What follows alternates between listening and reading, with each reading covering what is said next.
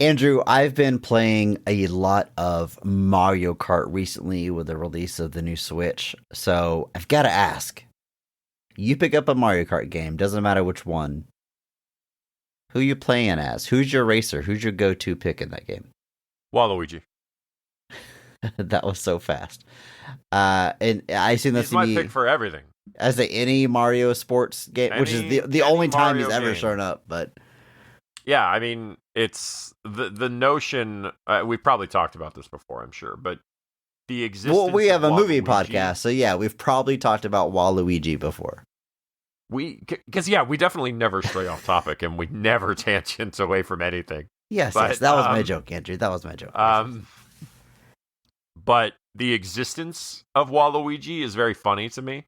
Like needlessly funny, especially when you. So I've built up this whole lore for Waluigi in my head, and I don't think any of it's true. But because Wario is like clearly like you just take the M, you turn it upside down, you get Wario, and he's clearly a foil to Mario. Very straightforward, very simple. Is it a fatal attraction type situation? I like to think that it is. I don't know. I can't speak to Wario's intentions. Waluigi isn't that though. Like Waluigi isn't like it's not seven Luigi. Yeah, it's not seven Luigi. It's just Waluigi because they're so bereft of an idea for Luigi. They just added the WA to the beginning of his name, which makes me feel like he's not actually like. He's not a fatal attraction to Luigi in the sense that Wario is a fatal attraction to Mario. I think Waluigi is just trying to help his friend through some stuff and thinks this is a good way to help him do that. This is all compounded by the fact that Waluigi's first appearance is in Mario Tennis, which makes me think that Wario was like, dude, Mario and Luigi are going to be in that tennis tournament. I need you to come back me up here. Like, just the notion that, like, of the thing that required Waluigi to exist, it was Mario Tennis. So all of that is deeply funny to me, and me alone. I'm certain nobody else finds this nearly as entertaining as I do. But all of that compounds to the fact that anytime I have the chance to play as Waluigi in anything, I will choose Waluigi every time. What's funny about this is I had the complete opposite reaction to Waluigi. Like I think it's tennis. I think it's 64 the first time we see him. And just like you, I'm like, yeah, Wario Mario, flip the M, makes so much sense. Waluigi, this is nothing. This is lazy. This is garbage. Get this character out of here. And I've sort of always had, I don't know, I hate the character. I'm too old to really hate a video game. You've been a hater ever since. Basically, yeah. However, jokes on me, us, kind of. I did learn this is kind of a lost in translation thing because while, yes, you can flip the M to a W, it's all really more of a happy coincidence because Wario is a play, and this is off the top of the dome. I am not researching this right now for the intro to this podcast, but Wario is a play on, I believe, the Japanese word for evil or bad. It's Wario. Or they might change one letter to make it Wario. So the whole joke of it in Japan isn't just flipping the letter, it's that his name literally means bad or evil, which makes Waluigi make a little more sense, because now you're just combining the word for bad with Luigi. But again, that's lost in translation. You bring it over to the States, and it looks like you're just chopping off part of Wario and sticking it to the front of Luigi, which feels lazy and trite. But it doesn't happen that way in Japan. But still, even having this information, I've never been a Waluigi guy. But Andrew, you and I have never raced in Mario Kart. Now I think we got to race, and I'll just be Luigi if you're gonna be Waluigi. Although my guy is Boo. Or he's usually Boo, man. King Boo. Okay, don't phone it in.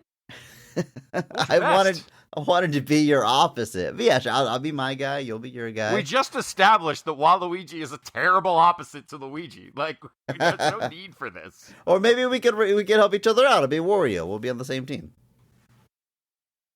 I always thought it would be funny. For my birthday for a few years, we did laser tag. Sure. The other option was we were going to do go-karts, but we would all have to dress as Mario Kart characters. Like it would be required, basically.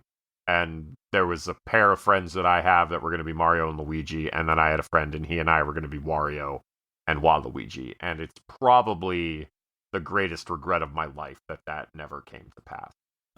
Yet.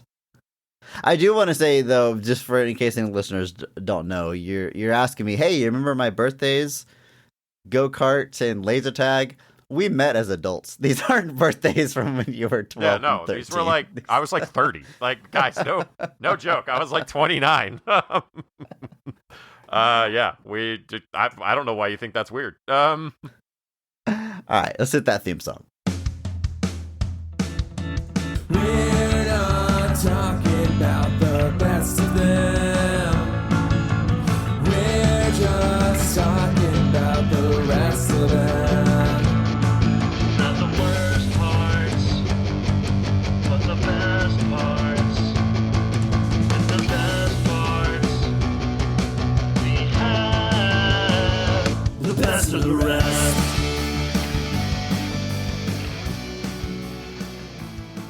Hello, and welcome to Best of the Rest. My name is Chris Logan, and I am joined, as always, by the co-host made in my image, Andrew Williams. Say something to the listeners, Andrew. That was a weird one. Yeah, it was. Each week, we take a second look at a movie that was poorly received upon release and challenge ourselves to only talk about the things we like and what the movie does well. It's Clone Month. And this week we are talking the 2000 movie, The Sixth Day.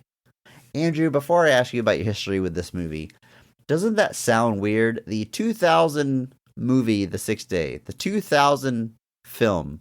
Any other year sounds fine. The 1998 film, the 2005 film, the 2000 movie sounds weird, does it not? Yeah. It's like, it feels like you're missing something. Like there's missing something. Like 2000 movie. Like that feels almost somehow more accurate than 2000, which doesn't make any sense. Yeah, the The like 2000. They're supposed to be 2000 and something. It's not 2000. It's 2001: A Space Odyssey. Well, now I can ask you, what's your history with this movie? Did you see it in theaters? Did you see it before watching it this week for the podcast? I have definitely seen it before. I don't think I saw it in theaters. I would have been 13 when this came out. So I don't know that my parents were like lining up to take me to Arnold movies about cloning. And probably something my parents went to see, but not something that I did. But I remember watching it later. Probably rented it maybe on video. Definitely saw it on TV. Have not rewatched it in a great many years. But have seen it before. Wouldn't say that, like I said, it was some huge staple by any means. So that was why I was a little interested to circle back around to it, here as part of Clone Month. I had never seen this movie before, not even part of it. I mean, I remember it. Like, this is, being a millennial, this is my era of Arnold Schwarzenegger. I wasn't around when, Conan and The Barbarian, that is, and Predator and Commando are being released. I see those eventually. But Kindergarten Cop, Jingle All the Way, Batman and Robin, the family-friendly era of Arnold Schwarzenegger, Last Action Hero. These are the movies that I either saw or just remember them coming out. I remember the advertising. For this one, I remember the poster. I remember that VHS cover, that image of Arnold in that machine like he's getting a super serious eye exam. And that's about it. I think I knew it was about clones. Although, had you asked me, hey, what's that movie with Arnold Schwarzenegger about cloning? Oh, yeah, Eraser. I would have been like, oh, sure, yeah, Eraser. That's the one about clones. Like, I knew one of them was about clones, but I have not seen Eraser either. But they occupy You've just never about seen the same. Eraser. Really? I've never seen it. Is it good? Like, not even by accident. You've never seen Eraser. No, Andrew. Was it that big of a deal? Was it that big of a movie? No, I just feel like it's one of those things that like you eventually saw like by accident. Like it was on television, or like it just eventually came up that you somehow, like, it was like a rite of passage that like one day you were watching TNT and Eraser came on and you didn't have the energy to change the channel. And about 20 minutes in, you were like, I guess this is fine. I mean, I saw plenty of movies that way, but Eraser was not one of them. So therefore, it occupies the same spot in my brain as an Arnold movie from the 90s. I know this one's 2000. That I never got around to seeing, but I know the cover pretty well. Maybe I'll get around to Eraser. They did do that weird Legacy sequel a few years ago, revitalizing that IP. All right. Well, let's talk about... Really? Well, is Andrew... Is that the word we're going to use? Brought it back into the mainstream. Now everyone's talking about Eraser again, with Eraser Reborn, I think it was called. At any rate, we are talking about The Sixth Day, the movie that was released November 17th, 2000. Interesting release date, in my opinion. It's made on a budget of $82 million. Pretty sizable. A lot of that money going straight to Arnold. We'll talk about it. At the box office, however, worldwide, it's only bringing in $96.1 million. Financial flop.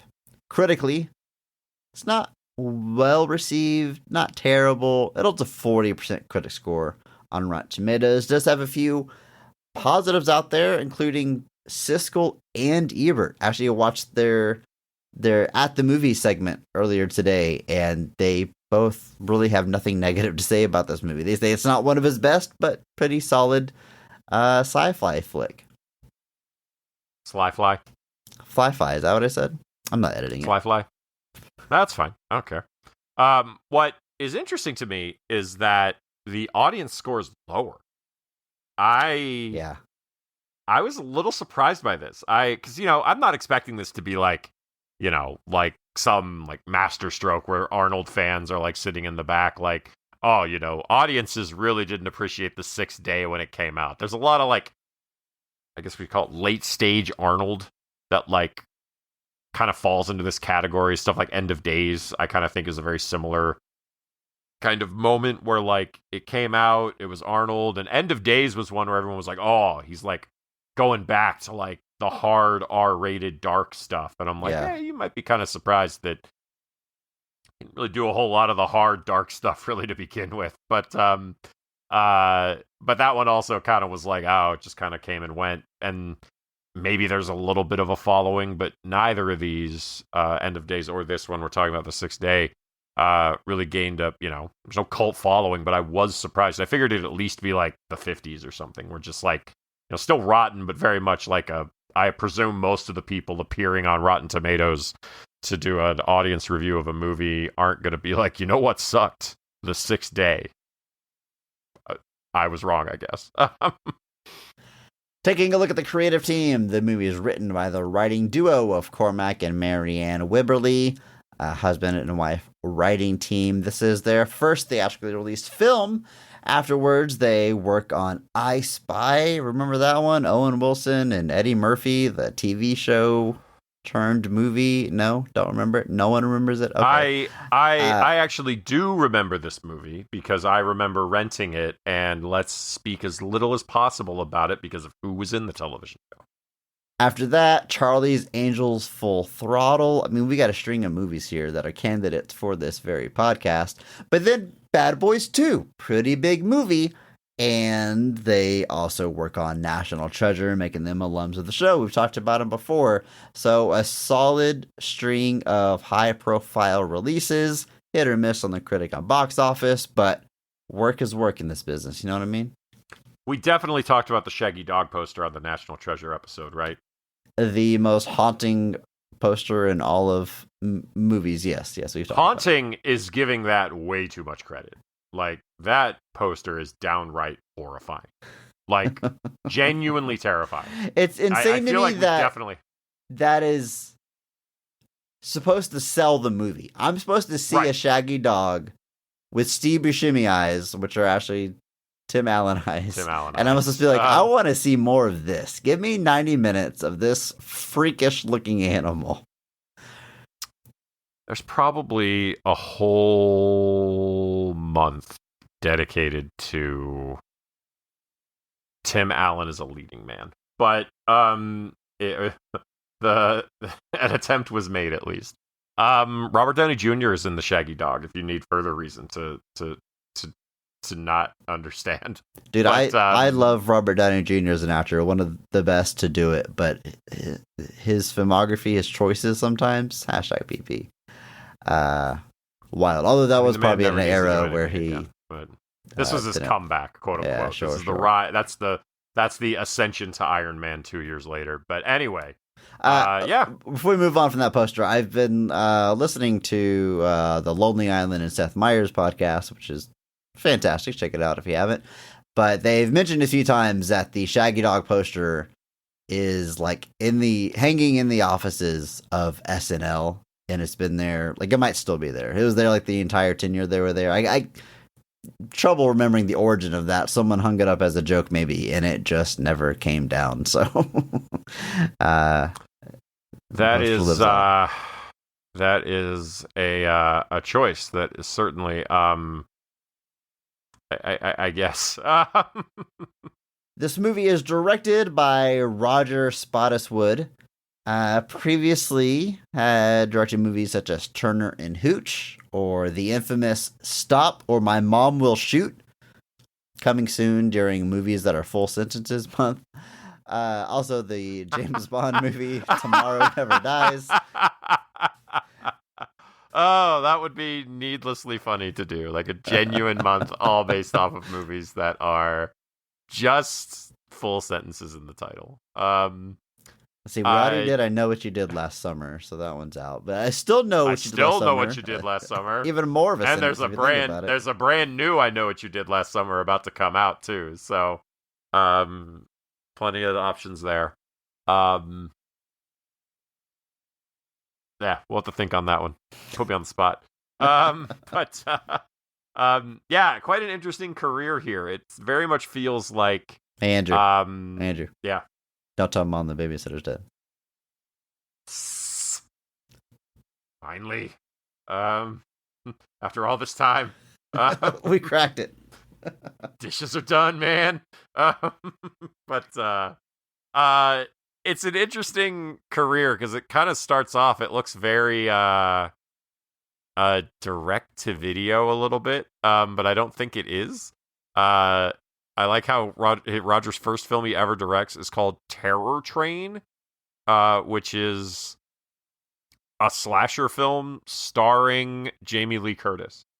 And I'm just telling you guys, like, if you had a nickel for like every slasher film Jamie Lee Curtis starred in, like early on in her career, you'd have like 8 nickels. People don't really like. They know Halloween. She was a scream queen for a reason. Jamie Kennedy calls it out. They know Halloween. Sure. They know Halloween. But and they don't know Prom Night. Prom Night, obviously. Then you get Terror Train. She's in The Fog. You obviously have Halloween too. But yeah, it's interesting. People don't remember the other ones so much. Prom Night would be an interesting one to do. Leslie Nielsen's in that movie, but he's not funny. He's just playing the whole thing serious. And this is like, do you think going back and watching it now would feel funny though? Like you're waiting for the joke. I would want them to overdub like Frank Drebin lines anytime Leslie Nielsen is doing something and not speaking. Just be like, he's walking through the school. I knew something was amiss. Just adding in the needless, ridiculous things. Yeah, but it's so weird because it's not like something like he's in this movie called The Forbidden Planet, like one of the most iconic sci-fi films of the early, of the 50s. Robbie the Robot, very iconic robot design. That's where it originates. Black and white film. He's in it as the lead, and he's completely serious. But it's easy to like divorce that from comedy Leslie Nielsen because he's so young. It's just a decidedly different thing. But Prom Night is so weird because he looks like he will in Airplane. Right. And so you're kind of waiting for him to make jokes that he just doesn't. And then he exits the movie like halfway through and then just never appears again. Like, I don't even think he dies. He just stops showing up in the movie, even though he's like the sheriff or her dad or something. He just stops appearing. So it's a very weird time for Leslie Nielsen because he's about to like explode in a comedy sense not long after that. I think Police Squad is not that long after it. But it is just funny. Just always interesting to see it. Andrew, I think it's time that we jump into the movie we are talking about today, the 2000 film, The Sixth Day. Are you ready? 2000 film. And yes, I am ready.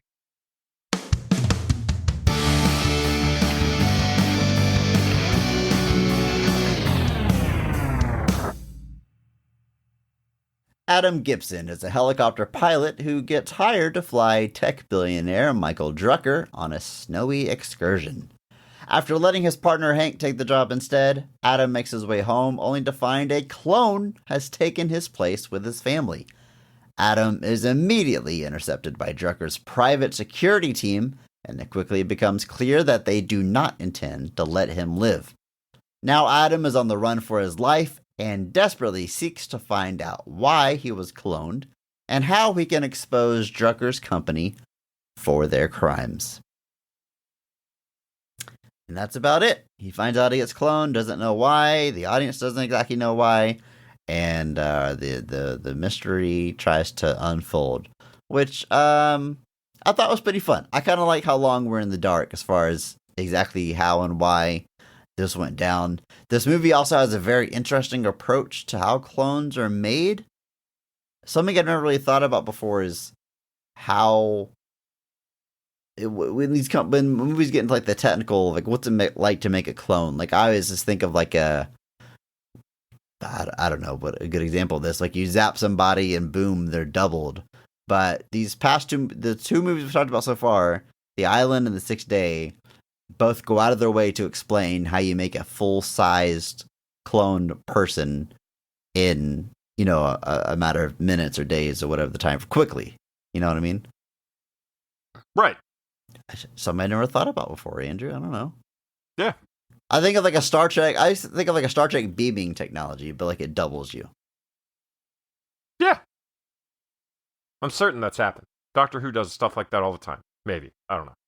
I just think it's funny that like you're writing sci-fi, you're making up a technology, and you've got to like be like, yeah, but how would we really do this and come up with these it's always complicated ways of doing it. It's that old Grant Morrison thing. You hand a kid The Little Mermaid, and they don't question why the crab or the flounder know how to sing, but you hand an adult a comic book, and they're like, well, who puts air in the Batmobile's tires? Like who's changing those tires? And it's like, it's fake, man. No one changes the tires. Like it's like, it's that overthinking that's almost like it's this weird hallmark of sci-fi at the same time too, where like the whole premise of sci-fi obviously is, it's creating these insane situations. Like you see this with a lot of movies about deep space travel. They come up with like excuses for like how we can travel to other universes when like we can't go the speed of light or anything like that. It takes 20 years to even get into the next star system, let alone a whole nother galaxy. So they come up with all these convoluted ways of like, oh, well, they can go into deep space, deep sleep hibernation. You can like do cryogenic freezing. They come up with all these things. I'm like, why don't you just invent something that gets them there faster? Like you can do whatever you want. You don't have to be constrained by this. It's one of those things, it's like the old Man of Steel conundrum. Well, he had no choice. It's like, you wrote the script. Like you could choose to not put him in that situation. That's your option. You could do that. But to have a movie kind of actually just be like, you know what? Nah, we're good. We're just gonna have it fast. It's funny about you bringing that up about Grant Morrison. I specifically remember finally reading New X-Men by Grant Morrison and talking to you about it and be like, yeah, it's pretty good. But like, Andrew, how does Zorn have a star for a brain? Like, how does that even make any sense? And you're like, star for brain, Chris. Like, what do you, that's. It's in What your else is question. there? It's right there. Yeah, but how does a star do like the functions of a brain? And you're like, Chris, he has a star for a brain. That's. I don't even remember this conversation, but that sounds like how I absolutely would respond to that. I love the notion, like, Andrew, he's got a star for a brain. How would that work? What's the question? I don't understand. You just said it. A star for a brain. What more is there? Oh, man.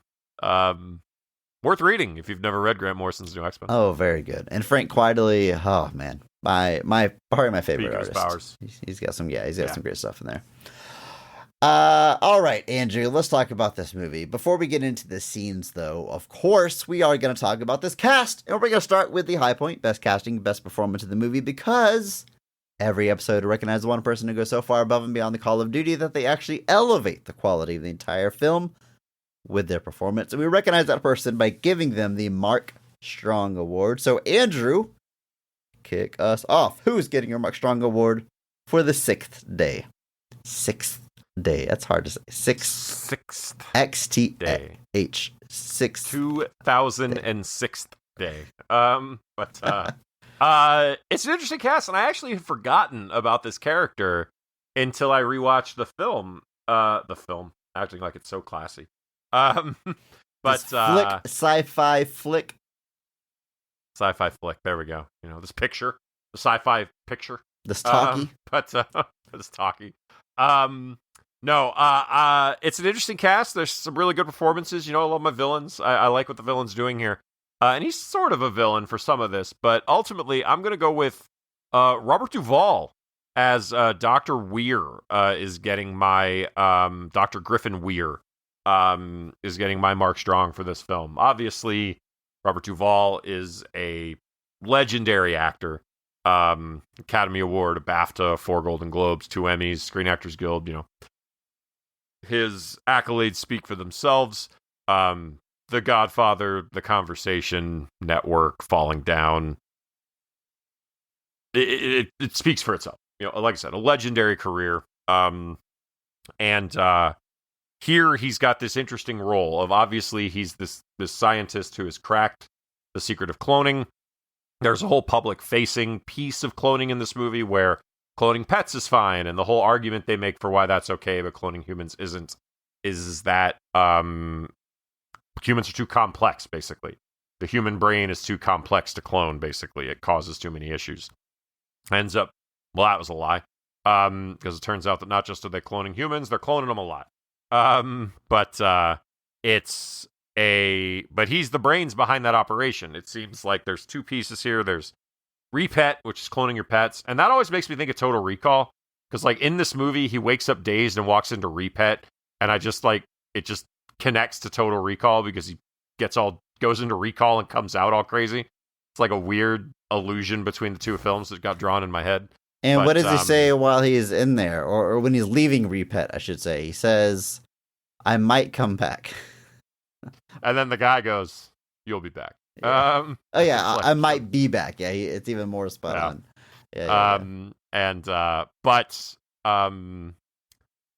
So this character is a little interesting in that he's clearly caught up in Drecker. Is that our villain's name? Drecker?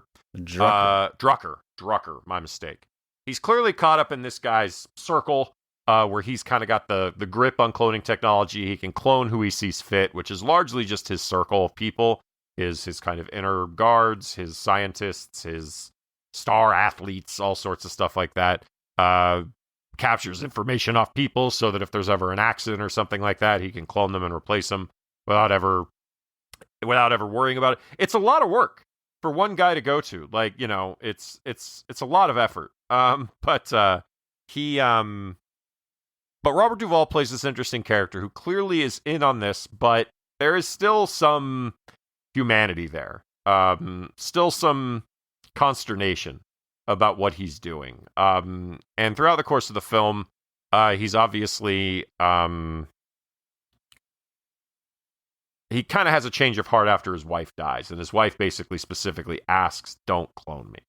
And that's kind of when I think the disillusionment goes from like being there to kind of taking charge. and he kind of starts to rebel against Drucker and the various things in his circle. So it's an interesting arc. Like I said, he's always got a little bit more, he's got more humanity than anybody else in this kind of outfit. But as he kind of does the full face turn, as it were, he gets a chance to kind of show some of that range, some of that humanity, some of that empathy. Ends up trying to help Arnold's character because he realizes that Arnold's character is an unfortunate byproduct of a mistake, and just understands that, and tries to help him, and then ultimately takes his stand against Drucker before, he gets caught in the crossfire, literally. But Robert Duvall is a legendary actor who's just punching this movie up a little bit with Chris, what would you call that? Gravitas.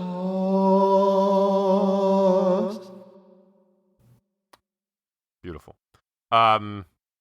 Anyway, fantastic, supporting performance here, and adding his weight to the proceedings. And just giving a little bit more range on that villainous side of the film here.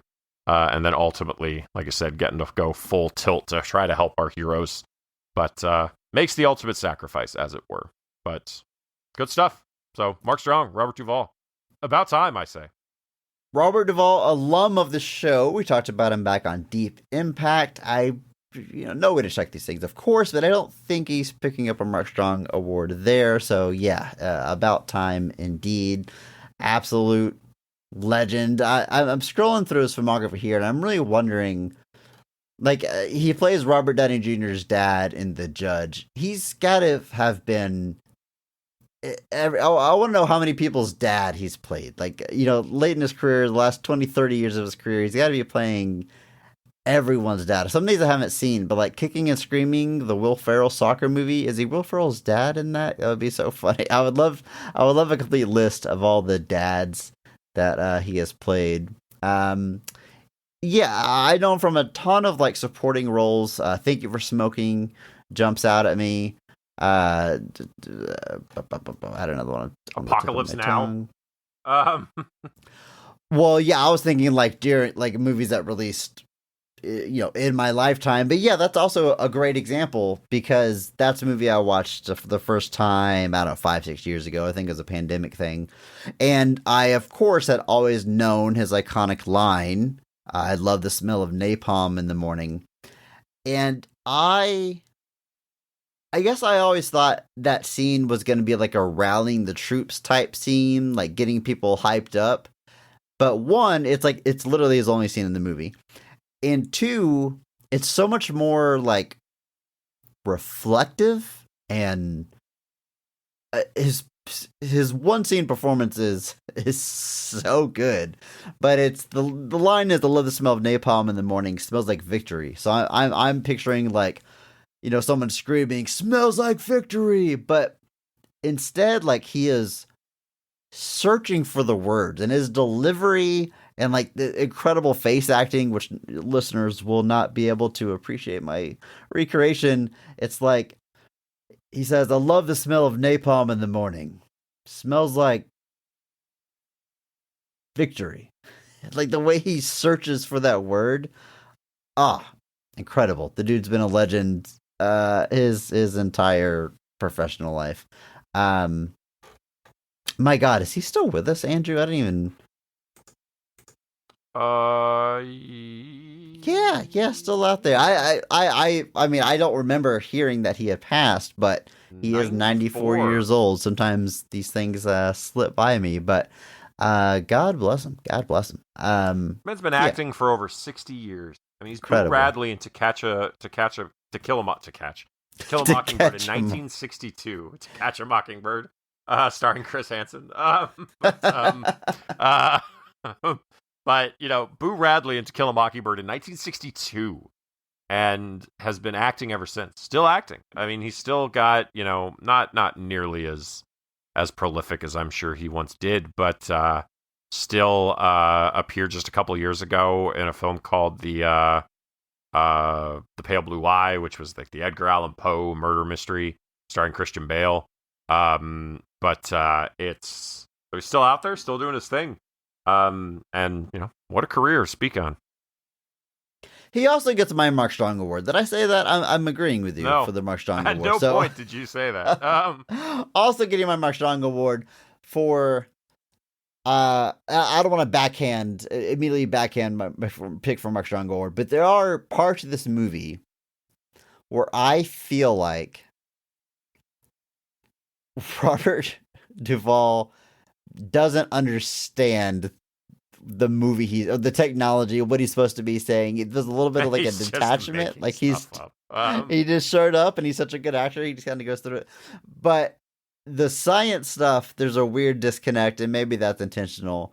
But the emotional part sings better than any other relationship in this movie, and that's why I'm going his way for the Mark Strong Award. And we'll talk more about that in scenes. But Andrew, we got to talk about the rest of this cast, like our lead actor, Mr. Arnold Schwarzenegger. We've had a chance to talk about Arnold a few times. We've done Jingle All the Way. We've talked about Batman and Robin, and I'm sure we've given similar kind of overarching thoughts on his career, but it is truly fascinating, especially this era of his career, which is the one I grew up with. So like, it was never weird for me to see Arnold in a movie. He's the biggest movie star, action or otherwise. It's Arnold Schwarzenegger, right? But Andrew, as a thought experiment, imagine Men in Black light and Arnold Schwarzenegger's erased from your brain, and you just see this movie, The Sixth Day, and the lead actor, the everyman, the helicopter pilot with his all-American family, is this 300-pound mountain of a man with a thick Austrian accent, and it's never acknowledged by anyone. How weird would that be? I think I have an idea of this is purely hypothetical. Okay. Purely hypothetical. But imagine they made a Street Fighter movie.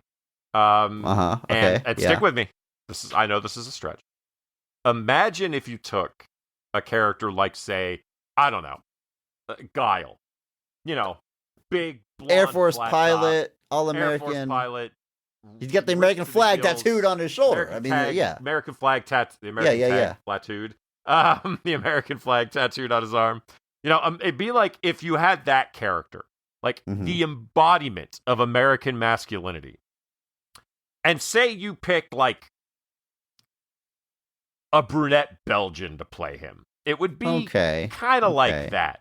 Again, but can you tell they're from Belgium? Like, what's going to give away they're from Belgium? Maybe they've gone through extensive. Think of it just they're going to speak with a super thick Belgian accent. They're going to have brown hair, dark eyes, maybe dark eyes. I don't know, but I've never looked at his eyes that deeply. Just it's but it'd be like doing that, and then the whole movie, this all-American speaks with a Belgian accent. And no one acknowledges it ever. It would be like doing that, which would be insane. Who would do that? But comparison noted, Andrew, and we covered that movie. I'm sure we talked about it extensively. But even that, on a much smaller scale, you have the movie power, the aura of Jean-Claude Van Damme. We know who he is going into it, and it's a weird casting, but we're like, well, yeah, he has an accent as Jean-Claude Van Damme. And as we see Arnold movies, we think the same thing. Like, there was this era of the movie star. It's not really around anymore, but it was kind of the way Hollywood worked for like 80 plus years, where you went to see the movie star, not necessarily the character they're playing. You want to see that movie star in that movie. You know what I mean? Whether it's, Clark Gable or Sean Connery or Arnold Schwarzenegger, Tom Cruise, Brad Pitt, George Clooney, like, they're playing different characters, they're acting, but you're signing up to see the Arnold movie, so you want him you just accept that it's Arnold. But if this was your first exposure to the guy, you had no idea of a celebrity, of how his crazy career path end up here, you would, one, think it's very strange someone's acknowledging his size and his accent, but two, you would be like, look, #PP. you'd be like, is he even a good actor? Like he's fine, I guess, but it's so weird that this guy is the lead of the movie. It seems like the biggest miscast ever. It is truly wild to try to imagine these performances out of the context of the movie stardom. You know, things like the more action heavy it is, I guess the more justified, quote unquote, his muscles are. I guess the better it's going to age. You know, Terminator ages wonderfully because the man looks and sounds like a robot. Conan the Barbarian, he's got to be a big muscle. That's really all it's asked of him. Predator, you know, Commandoing time, he's like a military guy that's working. But you know, once you start getting into, you know, Jingle All the Way, it's never acknowledged. Once you start getting into these family films where he just is literally playing an everyman persona, it is so jarring to go back. It is, and it's funny because the way that was all the way he kind of started doing comedy, because you know, for the longest time, Arnold just did like serious action, like as serious as something like Commando could be, but he was talking with Ivan Reitman, and he told Ivan Reitman that he could have been a Ghostbuster because he just saw Ghostbusters, knew Ivan Reitman did that, and that's actually what leads to Twin, with Danny DeVito. Can you? Okay, Andrew. Arnold Schwarzenegger's in Ghostbusters. Which Ghostbuster is he going to play? No. I'm not doing this. What if he's the Rick Moranis part? That would be very funny. Like, because that's the part that, you know, John Candy was originally supposed to do that, but yeah, like the super jacked accountant that's somehow also still. I want the personality to be exact. I want the part to be played exactly the same. It's just Arnold instead. I want him to be cowardly. I want him to be meek. I want him to keep locking himself out of his apartment. I want all of that, but I just want it with the ripped to the gills Arnold Schwarzenegger. I mean, it's not exactly the same, but Chris Hemsworth in Ghostbusters 2016 is a little bit, yeah. So yeah, the man that looks like he plays a god, but he's just like a dumb assistant in the movie. Yeah, yeah. But anyway, that's what leads to him doing comedy stuff, and it's just very funny because, like, in Twins, it's acknowledged to an extent that he's this massive, giant person. Because the joke is that it's him and Danny DeVito. Yeah. Well, and the point of the movie eventually reveals that, like, Danny DeVito was like the byproduct that kind of they weren't expecting him. Arnold's character was supposed to be like this genetically engineered like pinnacle, and there's a whole very, very heartbreaking scene that Danny DeVito somehow crushes in the middle of this comedy, where he kind of has to reconcile the fact that, like, he's all the junk that they didn't want the good one to have. Can I tell you something, Andrew? Yeah. I've never seen Twins. I have no idea what the premise is, other than that it's called Twins, and the premise is the two twins. Of them are twins. Yeah, but that's the premise. I mean, but yeah, so I've given away most of the movie to you. Anyway, anyway, they're genetically engineered. That's they you know, I don't know that genetically engineered is the right term, but like they were you know, they were selectively I don't know. I don't remember. Okay. I haven't seen it. But I just remember Danny DeVito is supposed to be all the junk, and he's really sad. And when Danny DeVito's sad, I'm sad. Yeah. There was a very, very heartwarming video recently, because they do those actors on actors videos. I think Variety does those, or somebody. And Colin Farrell did one with Danny DeVito, where they, you know, Penguin versus Penguin. And then Arnold did one with his son, that's starting to get some acting stuff, but there's some video circulated of Danny DeVito going and talking to Arnold, and Arnold is just so complimentary of Danny DeVito. Like, he just builds this man up so much. He's like, "Oh yeah, I'm over there talking to Colin," and he's like, "You look so nice in your suit," and he's just like, "But you're a writer, you're a director, you're a producer, like you're an act." Like, Arnold is just like totally just like enamored with Danny DeVito, and the respect and the love that those two still have for each other all these years later is just very endearing, and I wanted to bring that up.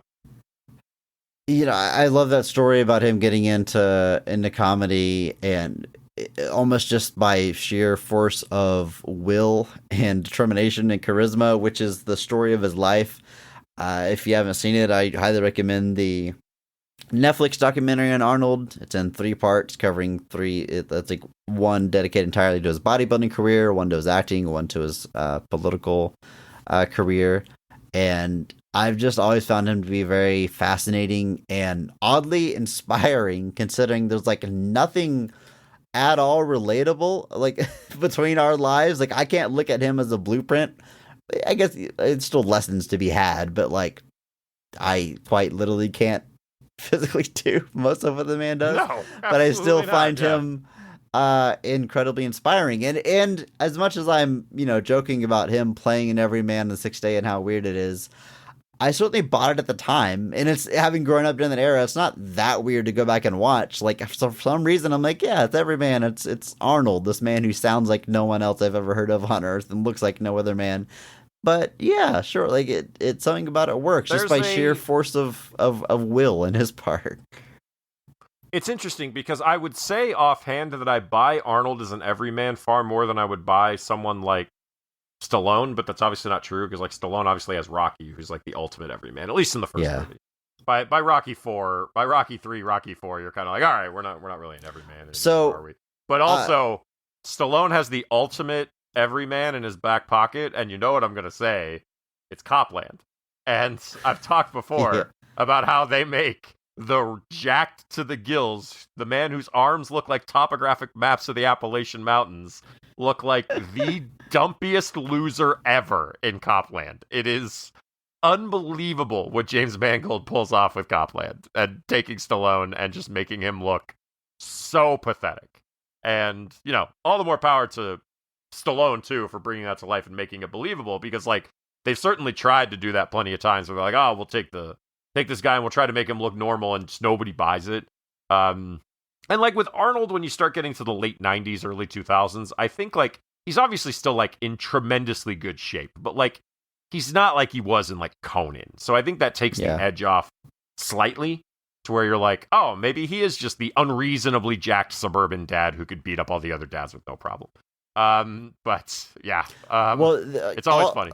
All credit to Griffin Newman and the Blank Check podcast for the comparison here, but the modern equivalent is obviously The Rock, who looks like no other human on this earth, but is playing in Rampage. He's a primate scientist or zoologist, something. Yeah, and like no one acknowledges that he is a 350-pound 8-foot tall man, whatever the hell his stats are, of course, but it just is what it is. And then he gets caught up in this action subplot, very like this the Sixth Day, going back to the movie here.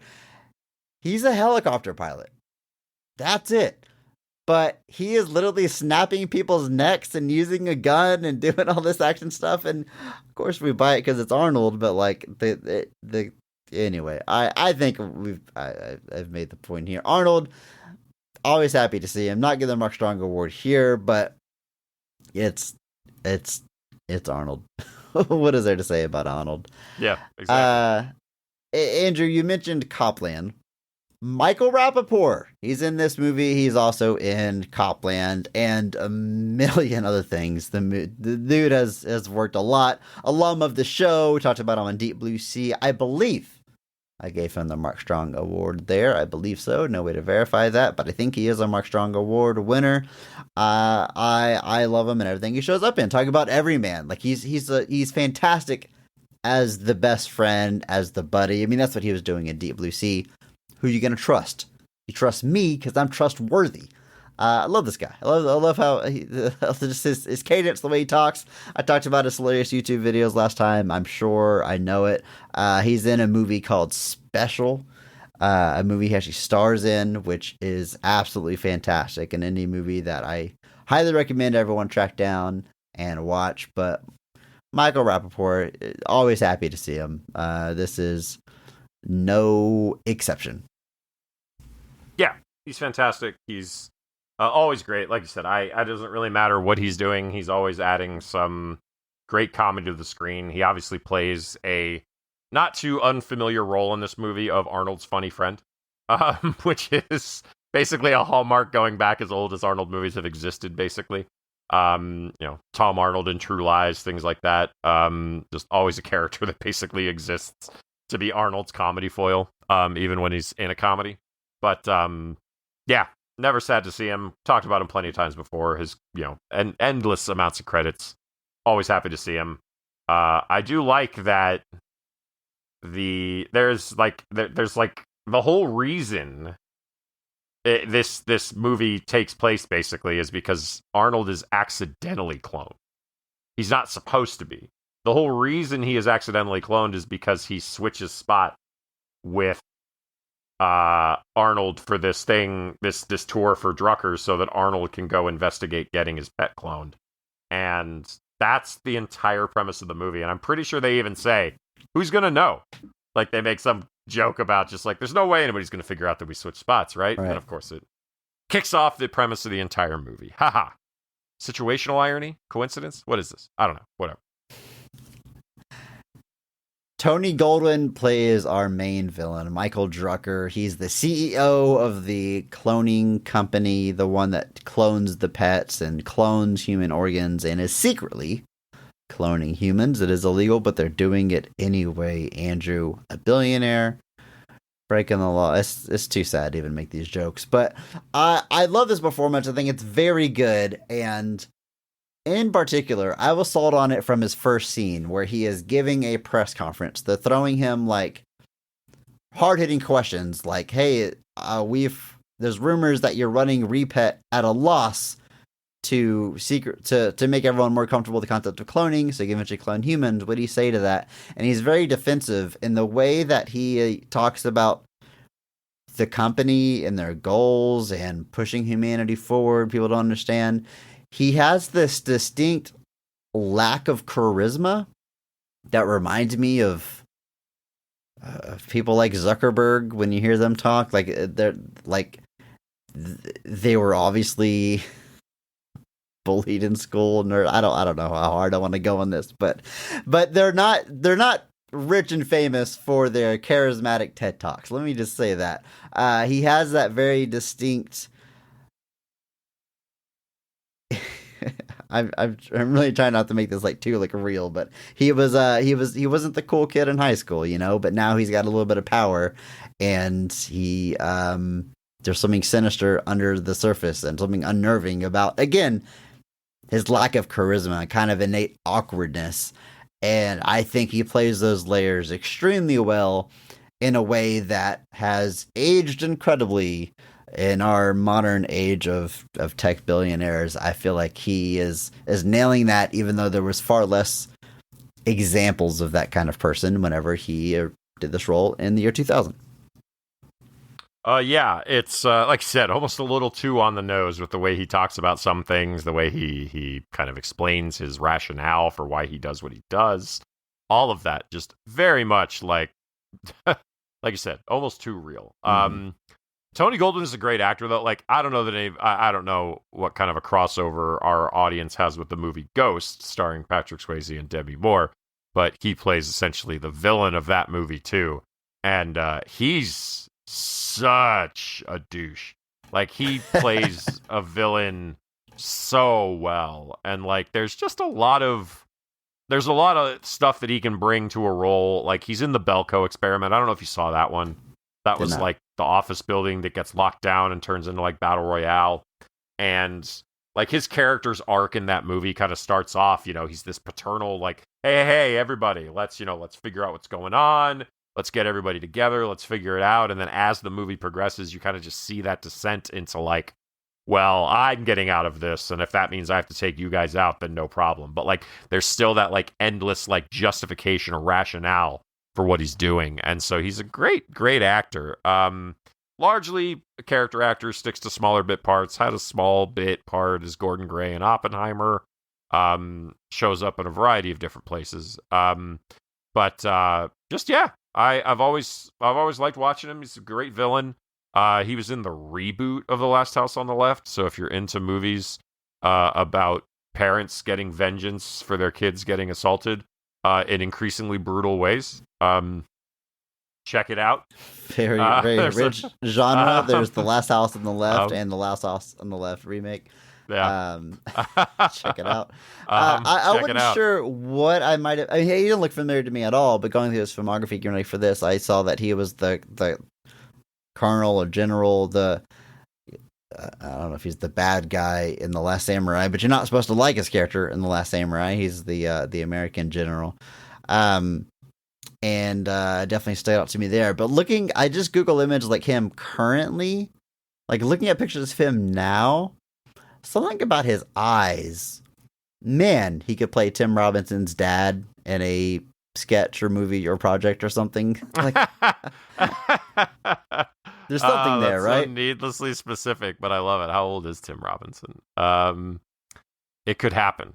It's 44 and 65. So, yeah, that's wild. He's 65. That means when Ghost came out, he was 30. Oh, man. Michael Rooker plays Robert Marshall. He is Drucker's head of security, you could say. He is in charge of tracking down the accidental clone and eliminating him and his team of henchmen. Michael Rooker has an interesting career, right? Because easily his most iconic role comes with Guardians of the Galaxy, right? Oh, Where he plays Mary Poppins, whose name I can't remember. I just call him Mary Poppins. What's the name of that character, Andrew? Zondu. Yondu. Zondu? Yondu. Jeez. Yondu. There it is. Yondu. Andrew, when I try to Good do stuff on Lord. top of the brain, you know it doesn't go well. Terrible. Yeah, he's iconic for that. I think The Walking Dead was maybe shortly before that, which I think was pretty big for him. And then, of course, it just explodes with Guardians. But obviously, the man's been working for years before that and has done stuff like The Sixth Day, where he is. It's funny. I think he's really good in this role, but he very easily blends into the tapestry. Oh yeah, he's the bad guy. He's a guy with a gun. But then you see him in Guardians, and you're like, wow, what a singular talent. No one else could play this character this well. And I don't know if it's him aging into something or just getting the exact right role that only he could do. But like, there's just a beautiful thing that happens there where he clicks into that character. Not to take away from his other work, but I guess sometimes late in your career, just that right thing just kind of clicks. Tommy Lee Jones and Men in Black. Like there's this, like something happens that just takes your career the to fugitive another level. Disrespect is just palpable here. I'm not saying he never was successful before Men in Black, but that definitely opens his audience up to a much, much larger scale. Now the youth know who he is. Exactly. But it's funny you say that because the first film that Michael Rooker does is Henry, Portrait of a Serial Killer, which is like hugely acclaimed. Like it's an independent film, so it obviously is not winning any Academy Awards, but like he gets nominated for an Independent Spirit Award. It's a pretty, as far as debut performances, it's pretty good. And it's pretty good. It's directed by John McNaughton. It's just very good, but also very unsettling. But it's Michael Rooker in the lead role, and he's quite good at it. And that's literally in 1986. It's one of the first films he ever does. And then he's in bit parts all over the place. I mean, he's in things like Mississippi Burning. He's in Above the Law. He's in Days of Thunder. He's in JFK. He's in Cliffhanger. Talking about working with jacked men in their primes. He's also got a bit part in Tombstone. I remember him very vividly from the film Mallrats because he plays one of the characters' dads that's trying to put on this dating game show, and he somehow looks 40 years older than he does in this movie, which is made 5 years later. I don't understand how. It's probably just because he has hair. But it's this interesting career that like starts off with this very acclaimed performance and then kind of turns into these sometimes very sizable parts. I don't want to act like he's just a guy that's on screen for 5 minutes, but obviously somebody that's very much in kind of the side. And then he gets into the James Gunn sphere. It's a bit of a Brad Dourif arc, would you say? Who starts with One Flew Over the Cuckoo's Nest and then kind of character actor. Settles down and then... But like then he does get into the James Gunn verse there. Obviously he's in Slither. He's eventually in Super. and then eventually makes that jump over to Guardians of the Galaxy. Guardians of the Galaxy Volume 2 has a bit part in Suicide Squad.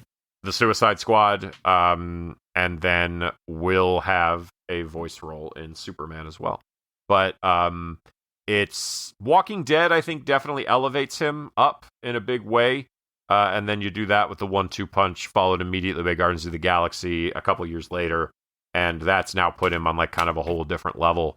And, good for him. He's also got a bit part in The Righteous Gemstones, which I've talked about before. The Righteous Gemstones is one of the funniest shows ever made. And he'll be, as a different character, will be in Peacemaker Season 2. So, Michael Rooker all over the place. But here, just playing a real jerk. Real bad guy. And his main assassins, he's got a crew here. He has Rodney Roland as Wiley. He has Terry Crews in his screen debut playing Vincent. And Sarah Winter as Talia. Now, especially Talia and Wiley, they get killed and cloned multiple times throughout the movie. And they're really the way we, the audience, learns how this cloning technology works. But Terry Crews is there too, looking menacing, tough as hell, and very Terry Crews. A character where it makes sense for them to have all these huge muscles, because that's what the character does.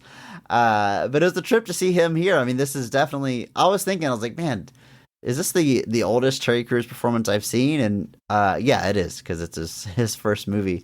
But I've big fan of Terry Crews, and I've heard him say, like, in interviews and stuff, that he intentionally would take roles that are not based on just him having muscles and not just being the strong henchman. Like, he's definitely getting his foot in the door here, but very quickly does things like Idiocracy, where he showing off his comedic talents, and of course, Brooklyn Nine-Nine, long running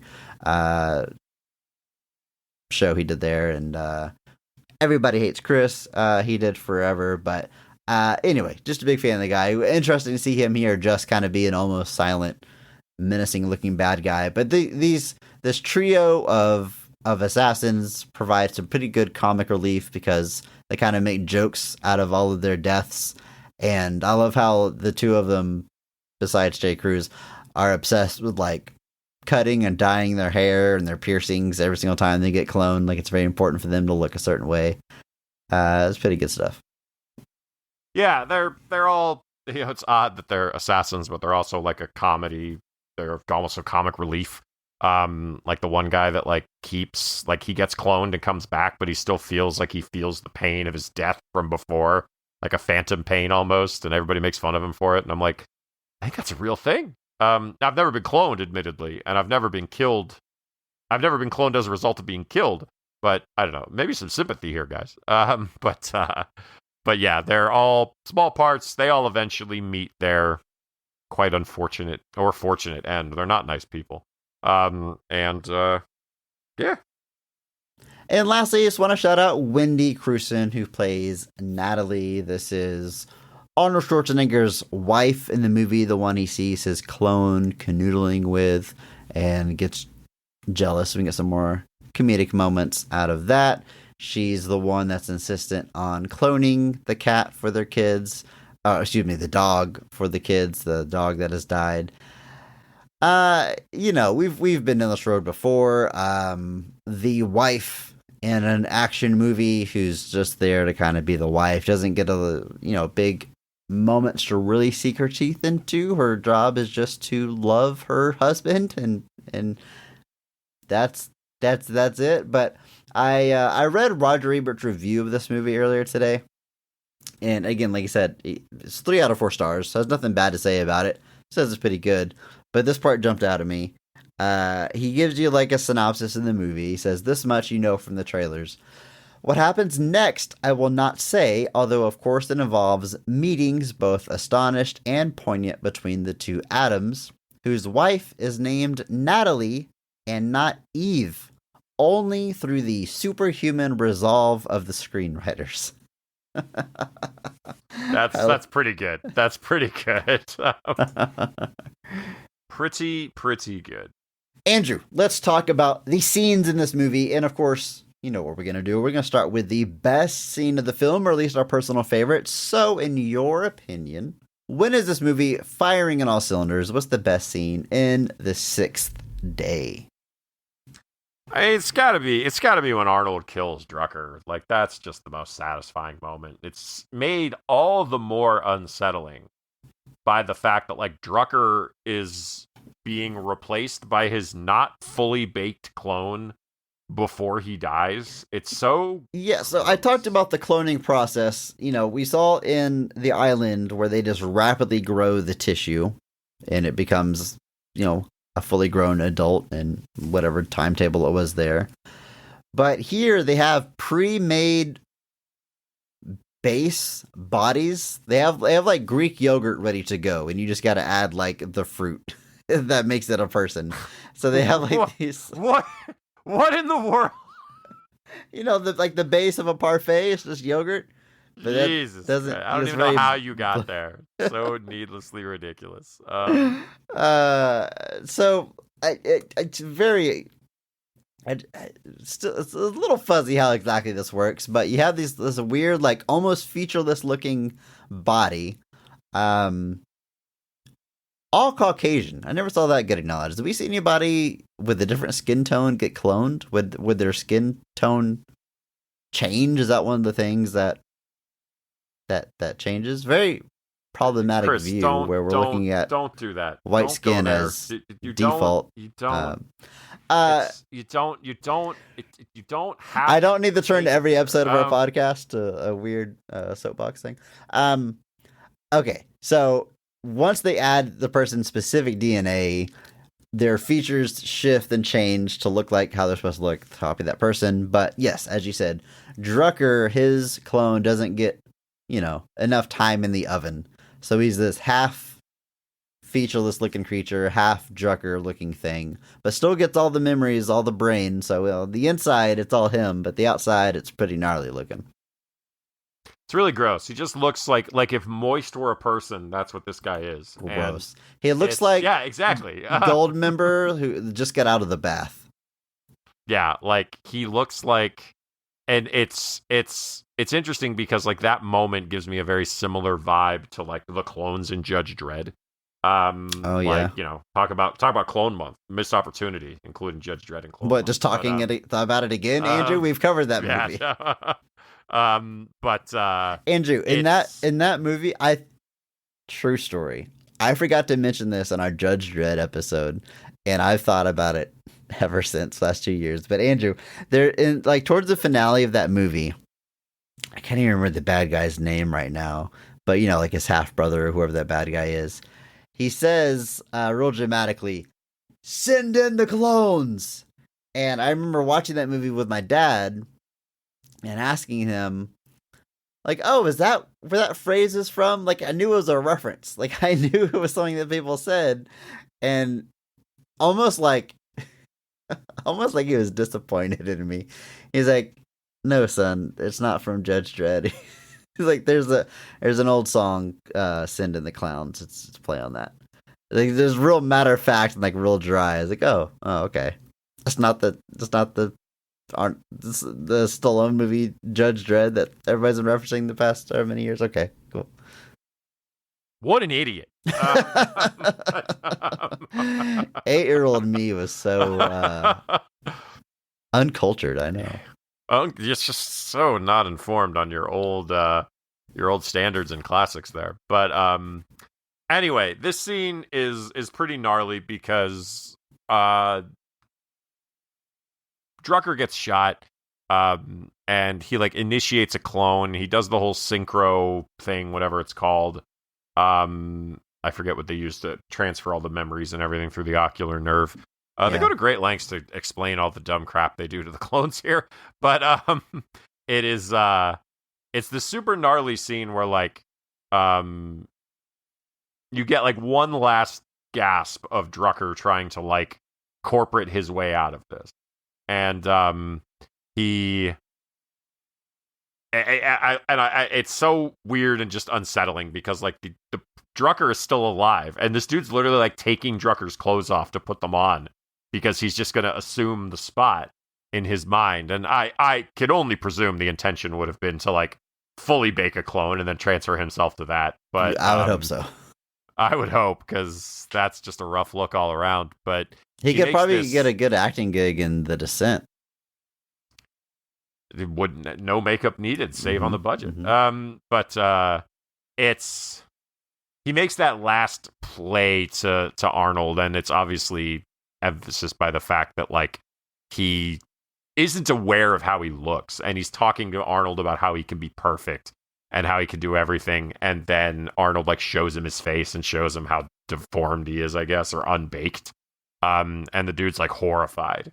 And it causes him, but he's like, he says, I can fix this, I can do it. But basically, Arnold uses the man's own kind of vanity against him to a degree, and ultimately gets eventually gets the upper hand after the dying Drucker tries to also assist. But just a cathartic moment. Obviously, Drucker's been a jerk this whole movie, and you're very satisfied watching him die not once but twice. Actually 3 times, technically. You watch Drucker die a lot in this movie, technically speaking. But it is, like I said, Drucker looks super gross. Super, super gross this whole time. But, watching him finally get taken out, and then watching Arnold just kind of blow up the whole facility and get rid of all of it, just cathartic. Yeah, it's a cool, super villain moment. He's been the bad guy the whole time, but to give him that weird, distinct, gross look for the final action sequence, I thought was unexpected. Certainly didn't see it coming, but I thought it was a cool way to add a little extra pizzazz to that final fight. And they're using these laser guns throughout the movie, which I thought was interesting. Kind of reminds me of like old Saturday morning cartoons, like G.I. Joe. Like they weren't allowed to have guns, so they just inexplicably shot laser guns because that's less violent. I don't know, but apparently in whatever year this movie takes place, when cloning is possible, we've replaced traditional ammunition with laser guns. Very they're unclear. pretty cool laser guns, though, right? Like the They way, go like, when right they through fire a 'em, body, but they don't go through wall. I was trying to kind of clock like how powerful these lasers are, because it's not like it doesn't just go through walls forever. Like they get stopped by certain materials. But Chris, they're anytime not they just hit a going to go through person, walls. They're not ghosts. But it's I just think the guns themselves are really cool. Because like when they fire the laser, like the gun like bursts flame from the sides, like an exhaust almost. yeah, Like, yeah. the heat generated by the laser is so hot that it literally has to exhaust every time. So it's a kind of interesting, semi-grounded, I hate using that term, but it's a needless way of kind of addressing and making it seem kind of unique. The gun itself, not super memorable, but just giving them a unique discharge. Thought that was pretty cool. Isn't it weird how ghosts go through walls but not the floor? I'm watching the wrong movies then. Not that they can't go through the floor, but they walk along the floor like nothing and then just like go through a wall. Yeah, Something like they turn on and off. I guess. Chris, I'm not a ghost. You sure? Bruce Willis didn't know, Andrew. I was gonna say, did you just Sixth Sense me on our 6-day episode? Andrew, I love this pick for best scene. It's definitely the high point for action in this movie. I'm going to highlight a different one. I want to spread the love here a little bit. And I want to go with the scene that really solidified my Mark Strong award. Like I said, with Robert Duvall, it wasn't so much his scientist stuff that was really selling me on it. Like, I thought it was cool that they cast him. It was cool to see Robert Duvall. It's cool to know that he's the brains behind all of this and stuff. And yeah, that's great. He lends some believability or whatever. But there's this whole subplot with his wife, who is obviously ill. And anytime we see her, they don't get specific about what's wrong for most of the movie, but it's very clear that she is dying and eventually collapses, has to go to the hospital. And that's when we have her say that she doesn't want to be cloned. We alluded to that earlier. And he's saying, I'm going to take you to my clinic. I'm about to take care of this. She's like, no cloning. This is what I want. So it's his wife's wishes coupled with the fact that the doctors saw that she has cystic fibrosis, which is as we all know, a childhood disease, Andrew. Possible for an adult to have it, never had the symptoms present. Of course, we all know that, very common knowledge, but that's how he learns that the clones all intentionally have a chronic illness or fatal disease as sort of a safety measure to make sure that the person they cloned is going to keep their secret. And if not, they just simply won't clone them again and let them die off. It's kind of a weird, halfway explained thing, but he's learned that he can't really trust Drucker. I think he's kind of known there's been shady stuff going all along. Obviously, he knows it's illegal, but it's kind of when he realizes that he's crossing lines that he doesn't even know about. He wasn't told that his wife would have this disease when he cloned her. And Drucker says that was a mistake. She wasn't supposed to have it, but can you really trust Drucker at this point? And it's that scene in the office, I think, really I want to I like how you emphasized "at this moment," as if there was a point in this movie where we could trust Drucker. Well, I think Robert Duvall's character is what I mean. He's worked closely with him. I think this is when he realizes like he's keeping secrets even from him. And that moment in their office is just this great monologue where he's telling him that he's quitting, and I looked the other way long enough, and because Drucker's offered like this fake sympathy for his wife, and he's telling him like, I quit, I'm not cloning anybody ever again. And he says, that's how much I loved my wife. And it's like, damn, like this is his wife, a character we've saw in 2 scenes. Like their relationship isn't explored that 3 greatly. minutes of screen time. Yeah, but he's selling me on like the impact that it has on his life and his decision. And he does it like no one else can because he's Robert Duvall and he's an incredible actor.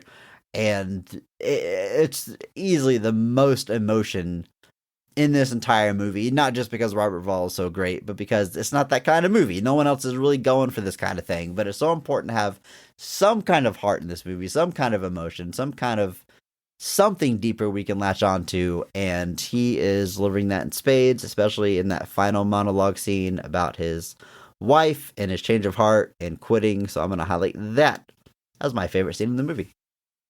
It's a great pick, Chris. You speak about Robert Duvall and his acting. Very good at it. All great stuff. Like turns out he's quite good at it. But no, this is a great pick. Like I said, these human scenes kind of with his wife where she kind of like, she knows what the deal is. She knows what the score is. And, she knows that she's probably been cloned before. And I don't know if that's a secret from them. I have no idea. But it's great stuff. Yeah. And like you said, kind of cements that Robert Duvall is giving it just that little extra. By giving that character some shades, it gives him a little bit more to dive into. Because like Tony Goldwyn as Drucker is like, he's that guy the whole movie. They ratchet it up at the end to make him the supervillain. But from the moment you see him, I was like, if I ran into you on the street, I would hope I was going 80 miles an hour. Like that's the type of vibe he puts out. And and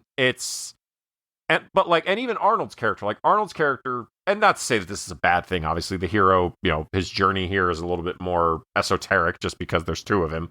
But like with Duvall, you actually get a little bit of an arc that he kind of gets to sink his teeth into, where he realizes that the thing that he's basically it's dedicated his entire life to isn't really what he thinks it is, and it isn't really what he wants it to be. That idea that like maybe you're not supposed to live forever. And just that no matter what stuff is at his disposal, the fact that his wife is like, don't clone me. Like that's a heavy weight because it's his wife is about to die and she's literally like, I don't want to continue.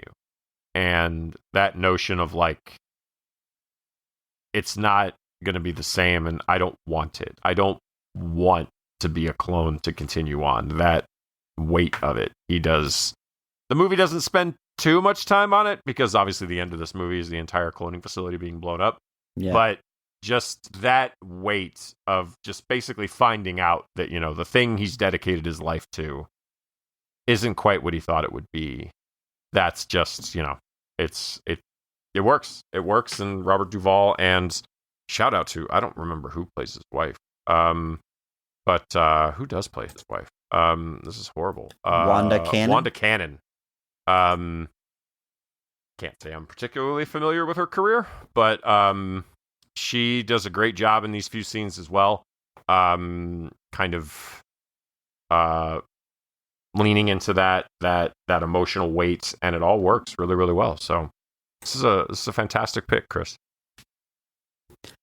Andrew, we talk about this movie. We said this recently. Like it brings up questions, but doesn't spend too much time, really diving into them. But the questions are there if you want to ponder them or dig into them. Like, Repet is brought up early on. Their dog dies at the vet, so his wife wants him to bring home a Repet because it's his birthday. It's Adam's birthday. Don't ruin it by breaking the news to our daughter that her pet's died. Just get a Repet. And Arnold is shown to be pretty hesitant against a lot of newer technology. I mean, he's into like flying a helicopter with a remote control on his arm, but cloning is a step too far, and some of the other stuff, some of the technology we see, it reminds me a lot of like Will Smith and iRobot. Like he's in a futuristic world that doesn't trust any of it because he's like the audience surrogate. That's how we would feel about this stuff. So he doesn't want to do it, and he's saying like, I believe that kids should learn about life and death. It's an important lesson, and this is a natural way to do it as part of life, which makes a lot of sense to me. But it is certainly a conversation like you could have on the drive home from seeing this in the movie theaters. Like, well, this was an option. Would we do this? Would we hide it from our kids? Would we tell the kids what we did? Like, they're going to see Repet commercials. Like, how would that, if this was a thing in real life, how would we actually implement it? What would it do to like a child's development? How would they learn these lessons? It's interesting. It's just interesting stuff to chew on. Like I said, the movie doesn't go there, but it presents enough for you to dive into those things, if you want, which I appreciate. Yeah. I already made my spiel about the ethics of cloning. I don't have anything to add now. You're pro, right? You're for it? You're cloning good? It's a personal decision, Chris. Here's the thing. The problem with this whole premise is that this movie never really dives into this question necessarily, because it presents the clone as continuing the life. Because as far as the clone knows, they're picking up where they left off, right? With the synchro, whatever they call it, the thing that's going to drive me nuts if I don't remember what it's called. Syncode. Syncode? I think they call it syncoding. Syncord. Syncord. And then it's, syncording. Like recording with synchronized. It's very clever. So the movie presents this as you continuing your life basically as if you're just picking up where you left off. The problem is you still die. Like, if you just clone don't remember that death. Unless, this is something else. Hold on. Chris, all right. I wasn't done yet. I'm sorry. The thing is if I die and you clone me, you have created somebody that may have all of my memories and may pick up where I left off. But I died. See what I'm getting at here? Like, you're not replacing me. You are in like a literal sense. Like, I died and you're putting like a person in my spot to continue where I left off. Well, Andrew, what is a person? I still experience dying. What is a soul? Is there a soul? Is there such thing? I have red hair. I couldn't tell you. If we are copied, right down to the atom, is that not exactly the same? Is that a new person? Is that the same person? Does it matter if the new person doesn't know? None of this has anything to do with knowing or not knowing. Identical twins don't share memory of the same life. Or do they? Well, unrelated to everything. There is a clip that is one of my favorite things in It's up there with Big E Langston talking about wrestling Goldberg, which big meaty men will never happen. But there's another clip where it's the Usos and the New Day, and they're talking about being twins because the Usos. And this is a fantastic clip because Kofi Kingston, Xavier Woods, and the Usos get into a way more serious than it should be conversation that if twins are born on different days, they're no longer twins. And which is absolute nonsense, to be clear. Yeah. But they're talking about this like, oh, but if they're born on different days, and Big E Langston's like Big E's just his like, it's not even a slow descent into madness. It's an immediate descent into madness where he is immediately just like, what is wrong with you guys? Yeah. Like, He's like, what are you talking serious? about? Are you serious right now? Which They're like, two of the for anybody to know, the Usos are twins. They are literally yes. twins.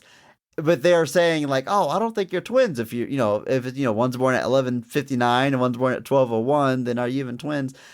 Which is ridiculous. But I can't tell if they are leaning into it to mess with Big E or if they are sincere and that's driving him crazy. I don't know either. But my favorite bit is they finally go, well, it's kind of deep. And Big E goes, no, it's the opposite of deep. Like, the opposite of deep has become like my favorite way to describe something that is painfully obvious. Like, it's like, no, it's the opposite of deep. Like, truly, honestly. But anyway, my point has nothing to do with, as far as the clone is concerned, they will be me and they will continue my life. But I still died. Okay. The version of me that dies is over. What you replace me with is not going to be me, quote unquote. It'll be a pretty fair forgery, if you will, but I will have stopped existing. And now you have put a copy in my place. Now, that's not to say that the clone won't have my memories, won't have a soul, won't have free will. It will have all of those things. But this is two people essentially living one life. And one of those things stops existing. And that's turned your life into a relay race. Yeah, basically. Like, my life will end. Like, you can clone me and put that person in my place, but I died and my life was finished in that moment. Well, let me ask you this, That's Andrew. the end of it. This movie also introduces the technology of cloning just an organ at a time, cloning you a new liver to replace. So what if we ship a Theseus this, and you are slowly replaced organ by organ until eventually you're made up entirely of cloned body parts, but you never died. Your life never ended. Are you still the same person? Are you continuing to live? Are you someone new? Is that the same conundrum? It is the same body. No, it is not, because that is the same body being given things to continue existing. Even if none of the original body exists anymore, if it's all been replaced? It's my brain, my central nervous system, my memory. A clone of it, yeah. A clone of my organs, yes, no, but you're not cloning the brain, man. They say in the movie they can't clone the brain.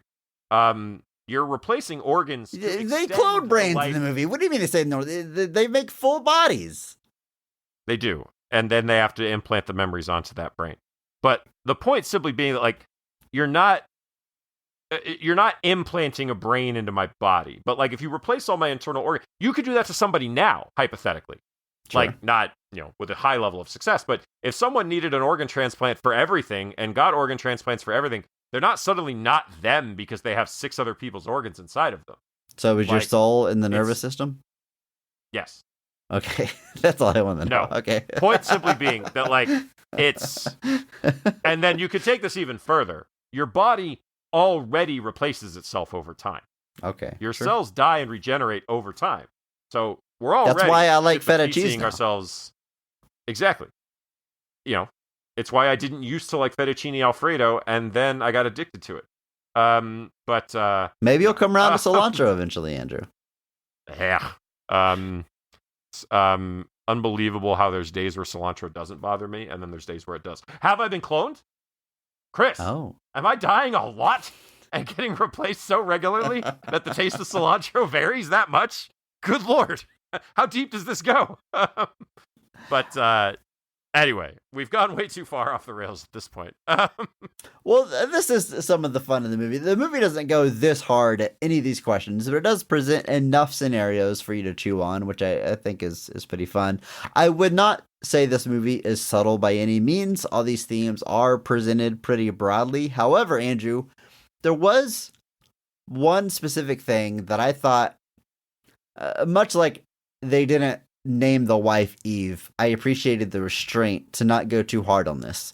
But on the video call with his wife, where she says that the dog died at the vet, and he's like, "What do you mean? He was fine this morning." Like, yeah, I don't know. He has some rare disease that only affects canines that they didn't know about until they scanned him and saw it here, and he died. Like, they killed him, right? Like, this is a scam to get him to do a repet? That's how I read this. Yeah, I would say that's a certain possibility. I just appreciate they that, never really explore. There's no moment where they're like, and the vet was lying about that disease. It's all, they're in the pockets of a big repet or whatever. But well, because like they literally point out that like, oh no, the dog licked the kid's face, and it's like, oh, humans can't get it. Yeah, it's like there's always an answer. There's always like, oh no, it's fine, it's fine, folks, we're okay, no big deal. It's all good.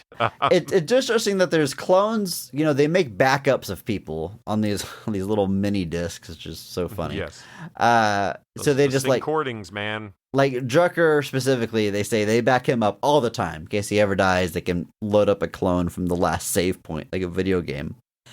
Yeah, basically. But also, they say at Repet, we can still clone the pet up to 12 hours after they died, and we see them do this to the assassins. Like, they die, and they don't clone their backup. I presume they're cloning the dead body, which is why he has the phantom pains of being run over. Because if they were cloning a backup from before that happened, he wouldn't wake up with phantom pains. So I assume they're making a clone from, like, the brain activity left after he died. I think the syncording is from when they die. I think the body is just from whatever DNA they have on hand. That's why they're phantom pains.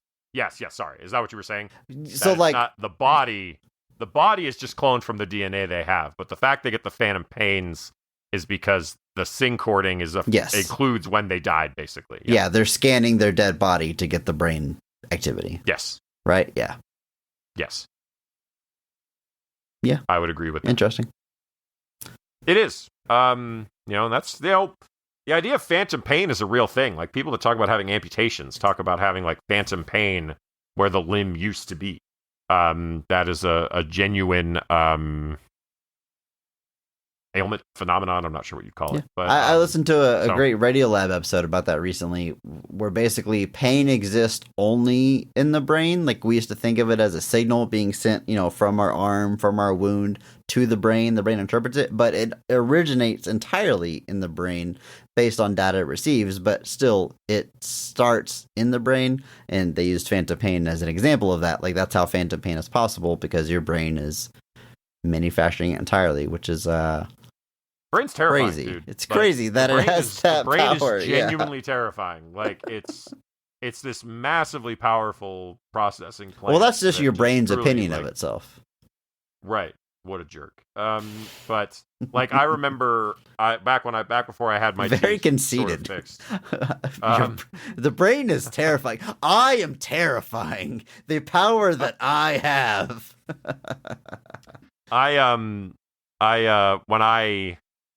When I was getting my teeth, like, diagnosed throughout many years in, like, when I was in my early 30s, I went to a dentist once because I started having some pains, and they were like, "Oh, you need to have a bunch of teeth pulled. We're going to send you to an oral surgeon," who was like, "Cool, this will be $6,000." And I was like, "Okay, bye." But I had been having a pain on the upper left, but he was like, "Well, you've got bad teeth on the lower and then on the upper right," and I was like, "But there's nothing bad on the upper left," and he was like, "No," and I was like, "Then why is that where the pain is?" And he's like, "Pain goes where pain goes." And I was like, "Does it?" Like, that doesn't make any sense to me. Pain goes where pain goes.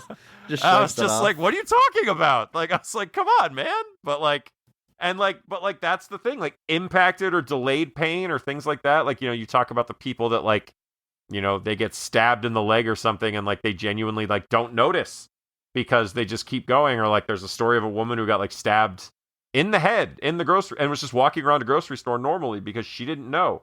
And it's like, the brain is terrifying in what it notices, and sometimes even more terrifying maybe in what it doesn't notice. And it's, best not to think about it too much. So obviously this movie is made in the year 2000, and I don't know if it predicts future technology, but it takes place in the future, and it presents this idea of future technology. And some of the stuff aged pretty well. Self-driving cars becoming more and more commonplace. They have a smart fridge. You can let him know he needs to reorder milk. He can buy milk straight from the screen on the fridge. That's basically a reality now. One thing that didn't age well, and then kind of aged well, and then didn't age well, and then it's back to kind of aging well, is the movie opens with an XFL game. Like full-blown man. original Ooh, incarnation, man. Vince McMahon, rougher, tougher football, XFL, baby. It's so rough that a man gets killed on the field, gets his neck snapped. But it's got, talk about product placement. It's got the sponsor, the logo in full view. Like, it's very obvious why the NFL wouldn't want their name in this if they even asked. But full-blown XFL, which was the league that lasted like 18 months, I think, originally. Was dormant for a long time, came back, that one folded, merged with the UFL, so the name XFL isn't around anymore, but it somewhat kind of exists now. So how well or well not this aged, hard to say, but there is, a competing you actually National Football League right now. The new XFL merged with the new USFL to form the UFL. Oh, okay. Thank you, Andrew. The USFL being a reboot of the Another 80s alternate revitalization, football league, the USFL. You know who killed the original USFL? Was it not the NFL? No. Or AFL? I don't know. What was it, Andrew? Who killed it? Donald Trump. But Jesus Christ. there's actually an extremely good book called Football for a Buck by Jeff Pearlman. It's basically Football for a Buck: The Crazy Rise and Crazier Demise of the USFL by Jeff Pearlman, who's a very good sports writer. But it details because there's a point where USFL was counter-programmed to the NFL, so it wasn't on at the same time. Did So you they say actually got 80s? 80s, yes, mid 80s. Okay. Um, So after the merge, this is established NFL. Is after the AFL NFL merger. Yeah, this is the 80s. So the NFL is the thing. So the USFL purposely counter-programs the NFL in the sense that they're on when the NFL is done. So there was a spring season, similar to what they did the later times around. Got prime time big television deals. So they were on like major television stations. It's not like they were on ESPN4. And they were doing pretty well. And it's genuinely kind of nuts how quickly it all falls apart. And I'm not, don't take this as a political statement, but Donald Trump has a massive part in that accelerated demise of it, because he becomes an owner of a team and basically started making a lot of demands of the league and demands of various things, and caused a lot of instability that ultimately causes the league to fall. It's not only him, but there's a Donald very Trump good was argument to be instrumental in made. depriving this country of a competition to the NFL. I don't know that the USFL survives forever, regardless, but it definitely lasts longer than it did if Donald Trump is never. Yeah, but you agree that's the greatest atrocity he's performed in this country, right? Yeah. Houston Gamblers could have been a really good team for a really long time. Fun fact: Houston Gamblers, it's a really nice logo. I'm actually very upset they didn't keep it when the UFL. They kept a Houston team, but they chose the Houston Roughnecks and then put them in the USFL division. I like the Roughnecks logo. I'm not keen on the name. You like the Oilers logo, is what you like, Chris. Well, No. yeah, I do. Because that's what the Roughnecks logo basically is. The Houston Gamblers logo was a really well designed. It's like a G, but the middle of the G is like the state of Texas with like a gold star on it. It's a very like bold logo. Like, I think it's like a genuinely like relatively iconic looking simple design. That I'm sad. I'm gonna find that on a hat when this recording is over, Andrew. But speaking of merchandise that I would want to own, would not want to own in this case. That was a bad segue. I want to talk about the Sim Pal in this movie. This is a gift that Adam's Dude, daughter don't do this to me. wants. Don't do it. Even though it's his birthday, she wants a gift, so he doesn't feel guilty about the woman getting a gift. It's a doll that grows real human hair, and if that concept isn't scary enough, you look at this thing, and it is more terrifying than any animatronic doll I've ever seen in a movie. Scarier than Chucky, Megan, Annabelle, Annabelle, it's horrible. Chucky, nothing. Nobody. It is so don't know how uncanny nobody valley. used this It for a is thing. so Yeah, it's like this terrible. looks like a horribly sick child, not like a cartoonish doll. It's got these dead eyes that, of course, talks nonstop. Man, this thing is creepy as hell. Horrifying. Absolutely horrifying. I do love I like hate there's it. an Like, extended I genuinely hate it. comedic gag where the bad guys like steal his van and the doll winds up in the back seat. It won't shut up. And Wiley is in the passenger seat, like arguing with the doll. And the doll's like, "Will you be my mommy?" And he just screams, "I don't want to be your mommy!" Like, dead Put the serious. cookie down now. Same energy. Fantastic. Same energy. Andrew, there's two things that I think might have changed in this project when Arnold Schwarzenegger signs on. The first one's got to be him getting upset that his clone is smoking one of his stogies, as he says, smokes one of his cigars. He's very personally offended that he smokes a cigar. They reference it like 3 times. Got to be an addition because it's Arnold in the movie. The other one I suspect is the end of this movie, which might just be studio notes. It might be a test audience thing. It might be a reshoot, but it has this very obvious happy ending kind of tacked on where, we end up with this conundrum. We've got 2 Arnold Schwarzeneggers. There's a pretty nice twist where the one we thought was the original is actually the clone. I do like how they pull that off. But what are we going to do with these 2 characters? And they kind of build in this way out where Drucker says all the clones have a disease. They're going to die in 1 to 5 years.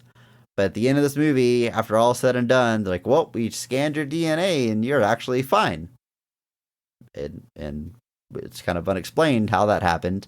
And then the clone goes to live like at sea. That's his plan. He's going to go travel around at sea, which Argentina. you stop and think about it for a while. Like, well, he's the exact same person, like he loves this family. That's his family. Like, this is going to be horrible. Like, they need a lot of therapy to accept that, but it's kind of this, it's trying to give us a happy ending, have a kick in it too, make everybody happy. Maybe this is studio notes or whatever, but I think this also might be an Arnold thing. I think there might be a thing where, like, I'm Arnold Schwarzenegger, I'm not dying on camera. Even if it's a clone, even if there's another one of me, I don't die at the end of this movie. And that's why I can only die on camera if I'm a robot. Yeah, sure. That's the caveat. Because robots don't have a nervous system, which means they don't have a functioning spinal cord. soul, Andrew. They don't have a soul. The soul is stored in the nervous system. I purposely subverted it. No, it is interesting. And, like, I don't know if the implication is that, like, once he, like, knows he's the clone, like, he understands that, like, he has to, like, do something else. Like, he's like, oh, I'm not the real one. So, like, I can't. Like, obviously, he gets, like, it's a big moment to, like, I guess have him be like, you know what? I'm the clone. So, like, I do need to be the one that does something different. I can't expect Prime Arnold to give up his spot to me or whatever. It doesn't make any sense. So it is a little convenient, though, that he is the one that, like, oh, you won't be impacted by this. And it's like, yeah. Oh, okay. I see how this works. But I love how they play the scene where he goes to Repet in the mall to get this dog. And he's, like, looking at this informational video because he insists to Hank, like, I'm just going to go learn more about it. I'm not getting the dog cloned. And this, like, used car salesman type guy walks up to him in a suit, sees him watching the video. He's like, still can't make up your mind, huh? Well, tell me more about it. He's like, you got a dog, right? And reads like he is, like I said, a skeezy salesman who's trying to push him into this deal. Keeps reminding him, it's insured, it's got insurance. But then it's revealed that this is the clone. And as far as that salesperson knows, this is actually his second time in the store. And that's why he says, still can't make up your mind. And that's how he knows he has the dog. Like, it reads perfectly the first time and reads after the reveal. which I think is pretty cool. Yeah, I Which agree. what's really kind of strange is that as far as the salesman's concerned, I guess he visits there 3 times. Original Arnold, and then clone Arnold, which we see, but leaves without getting the clone. But we know the dog gets cloned, so that means original Arnold did go back and get the clone. So, but I guess that still tracks. Yeah, I guess the implication is that, like, when Arnold was waiting at the bar or whatever, I guess real Arnold went and got the dog. I don't know. Yeah. And I like the implication that repet animals, like, at least this is how I read it. Like, they're all upset that the repet dog is causing so many issues, but it's because it reacts poorly when it knows a clone is around. Like, the repet gets really agitated when it's around clearly clone. Yeah. I just thought that was interesting. Because, like, the whole reason he puts it outside is because it's, being agitated, but the reason it's agitated is because Arnold is sniffing around outside the house. And then Michael Rappaport and him, when they visit the house, the dog gets all agitated at them. And the movie's very coy about making you think it's Arnold isn't the clone, because it dances around things like that. Like, originally the dog acting poorly, you're like, oh, it's because other Arnold is a clone. But no, it's because Arnold's a clone and he's sniffing around his house. Then Michael Rappaport's around causing issues. The assassins coming around, they're all clones. But that's what the key is. It's the dog knows they're clones. He can smell that they don't have a soul. Didn't catch that. Yeah, I knew they were doing something, but I didn't. I don't know. I mean, I don't want to put it on the movie if I don't put it together. But I also think it's kind of one of those things. It's there if you want to engage with it, but it's not really, Fine. There's this. I mean, we got to bring up the one-liners, right? And I haven't looked at the rating of this movie. It's got to be PG-13 because Arnold has this great line to Drucker where he says, "You should clone yourself while you're still alive so you can fuck yourself." And it's like, damn. But then there's a reprise of that line where he kills like the messed up looking Drucker and he falls on the body of the original Drucker and one of them's half naked, so they're laying on top of each other. And he says, "When I said you should screw yourself, I didn't mean for you to take it literally." He literally says it's nobody. There's nobody in the room. Yeah, but he can't use the F. Presumably dead at that point. He can't use the F word a second time, so he's got to say "screw yourself" whenever he's referencing that joke. Yes, you can't piss the censors off too bad. I like the extended caper where he's breaking into the facility with an amputated thumb from one of the assassins to scan. Like he uses it like 5 times. Yeah, that's a pretty good line. It's pretty good. I'm not as high on the movie maybe as Ebert and Roper were in 2000. But it's certainly I mean it's a great solid pre 9/11 popcorn thriller. Exactly.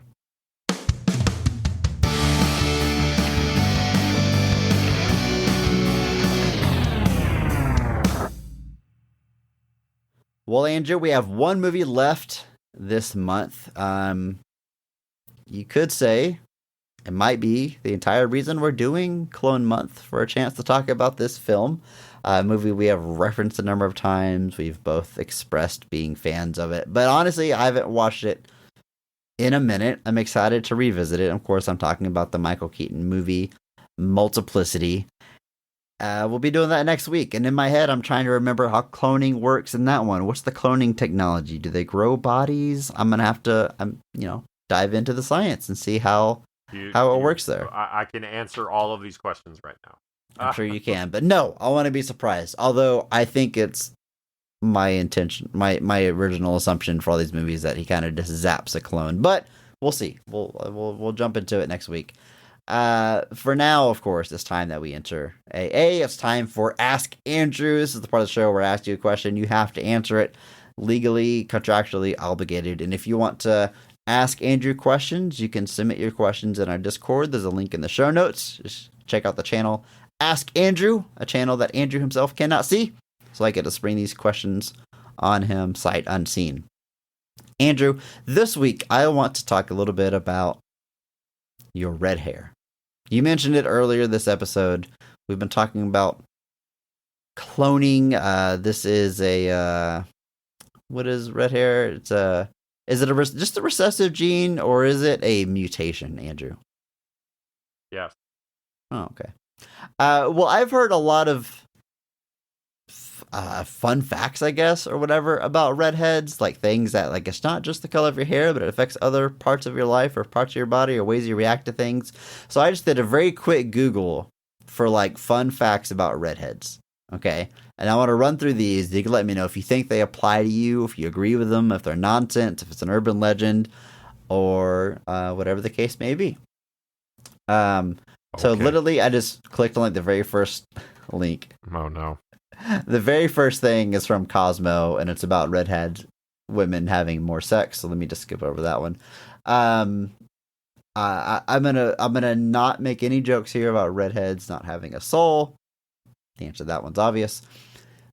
Here we go. Red hair is the rarest color in the world, make up less than 2%. Okay, well, that's not really for you to say yay or nay to. Let's see. How about this, Andrew?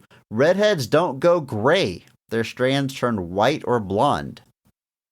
Any gray hair? Yeah, it's in the beard. Is it gray or is it white or blonde?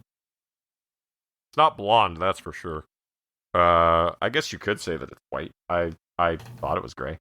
Okay. But when you're looking at individual hairs scattered throughout all the red, it's not really particularly noticeable what it is. Because red hair and left-handedness are both recessive traits, redheads are more likely to be left-handed. Not left-handed. Do you know a lot of redheads? No. When you do Honestly, come... redheads freak me out. Wait, is that true? Is that real? Is that... No. But is there any truth to that? The truth that redheads freak me out? Okay, so not the list I'm looking at now, but that is something I've read before, that redheads are not attracted to other redheads. Would you say no. a woman being a redhead has any bearing on your attractiveness level to them? I would say no. Okay. All right. How about this? They change temperatures faster than others, which makes them more sensitive to hot or cold weather. Do you know this to be true? I don't really know. Like, don't get me wrong. When I'm like in Texas and it's hot outside, I'm miserable. But I think everybody is. I don't know that I'm more miserable. I'm also, I guess cold. I do get annoyed when it's too cold outside, but like I deal with it. Like I don't know that I don't know that my annoyance at these things is any greater or less than other people's. All right, Andrew. This one is one I have heard numerous times, more than just on this list. But it takes more anesthesia to put redheads to sleep. Oh, 100% true. You've experienced this? When I do the dentist, specifically the dentist, like they have to, it either wears off sooner than it should, or they have to do more to get started. Yeah, so that's. Do you feel like dentists are like prepared for this? Like, oh, well, since you're redhead, I know I got to do this, or you've got to not. So you've got to be like, guys, I've been through this before. Crank it up. Usually, I just power through. I think I've heard Conan O'Brien talk about this because he's redhead and he's experienced that. And I think he's even said like Tylenol, like all kinds of stuff. Like he needs to take more to feel the effect. That's almost like a superpower. I mean, I don't know how it's beneficial. It sucks. Yeah, it's the worst. Like usually, I'm getting like a filling or something, and there's a point where I start feeling it a lot more, and I'm just like, that hurt. And they're like, oh, let's give you more. And I'm like, wait 10 more minutes. I'm like, dude, just wrap it up. Just get it done. Let's power through. All right, this one seems really stupid, Andrew, but bees are attracted to them. Bees? It says scientists are still trying to figure this one out, but one theory is that the red looks similar to flowers. Yeah, because so many flowers are red. No.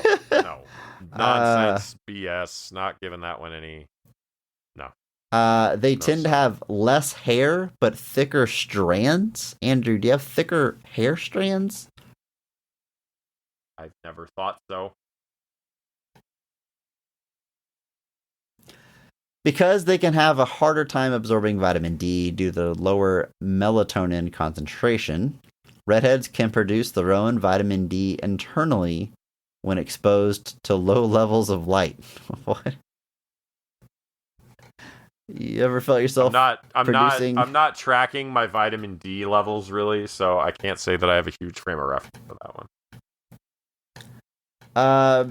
There's some more weird ones on here, but that's about the last one that we could possibly kind of maybe anecdotally test. So this seems like a lot of source, just trust me bro type stuff. But it's interesting about the anesthesia one that you've actually experienced that one. Have you always known it's because of your red hair, or is it something like you read into, or that's the reason the anesthesia doesn't work as well on you? Did you always know that, or were you like... never really thought much of it originally? Just I kind of assumed that everybody towards the end of their time at the dentist just kind of started feeling things a little bit more. I didn't really realize that wasn't the case. And then later I heard that redheads have anesthesia is not as effective. And so I was like, okay, I guess. It's like obviously the levels of melanin in our skin are lower, which means that we tend to sunburn a lot easier than other people do. That's just a base genetic thing. Like our skin is paler, so we tend to crisp up pretty quick if we're not careful. Pain tolerance is another one. Like people say that redheads can be more sensitive to pain, just in general. It can be, and then some places are saying that they're less sensitive to certain pains. It kind of depends on what it is and who's looking at it. The greater amount of anesthetic, I can say that I have dealt with that because I'll like do mostly through the dentist. Like I'll get thing and they'll be like, yeah, normal people. They're like, they'll still be numb when they leave. And by the time I leave, I'm usually like almost back to normal, where like it's cycled through that quickly. It's I don't know. Yeah. I don't think about it as much anymore. It used to be kind of a thing. Like I used to get made fun of a lot in school because I had red hair, which I always thought was weird because like I do it on purpose. It's like I mean that's true of just about everything. Glasses. Yeah, like it's where you live. I was glasses. I was super thin, glasses, and a redhead, dude. So just saying, super popular. Everyone liked hanging out with me. It was always weird the stuff they'd say too. Like they'd make implications about my crotchal region, and I would always be like, "Why are you thinking about this? I don't understand. This feels like an odd thing to bring up in a public setting." And again, it's like I didn't ask for any of this, so like it's odd. And then obviously, the South Park, gingers have souls, all that nonsense. It's whatever. I don't at this point. I just don't care. Like I just whatever. It doesn't bother me. But like there was a time where it felt like there was like a weirdness about redheads. I was just like whatever. I got my own problem. If you got more questions for our resident redhead, you can, again, ask those questions in the Discord, and we can fact check them against Andrew. And come back next week, of course, for our final movie in Clone Month, Multiplicity. And until then, just remember, maybe not every movie is great. But all movies have greatness. Thank you to Mark Benavides for singing our theme song. Check him out on Instagram at NotThatMarkAnthony. And thanks to Mitch for the music. You can check him out on Twitter at I'm a Biggie Boy. Check our show notes for the SoundCloud link. Check out our store on TeePublic for some Best of the Rest merch. And if you enjoyed this show, please share it with a friend. That's the only way that we're going to grow. Follow us on social media at BO